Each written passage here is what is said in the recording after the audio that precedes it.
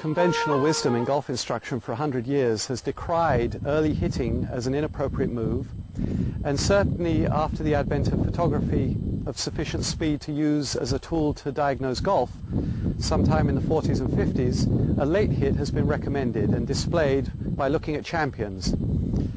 Early hitting, often called casting, is the act of trying to compensate for the fact that the swing has already degraded to the point where it wants to hit often fat, weak and high and right, which is the fundamental error in golf.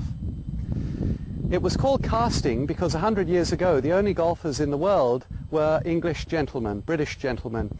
One of their favorite things to do if they weren't golfing was to fly fish, a wristy movement that they described as casting and used to illustrate this error in the golf swing. This resonated with an early 20th century ear, much more than somebody who fishes now with a bait or a lure who casts sideways.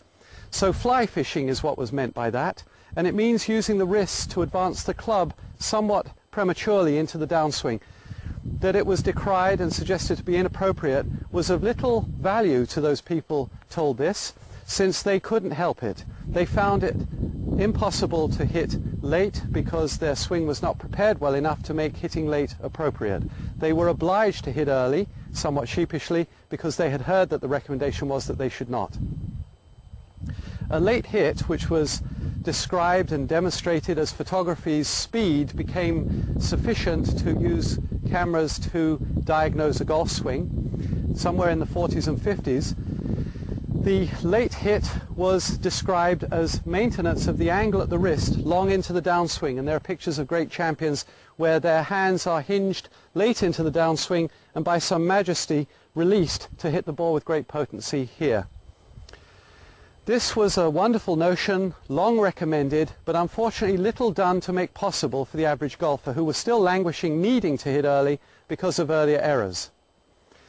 A late hit is accomplished after we've prepared well and swung back, keeping the arms by us so that the contents of a bucket are gently dribbling out the right side, and the right elbow is looking down at the ground. It doesn't have to be touching the side, and nor during the downswing should be brought into the side.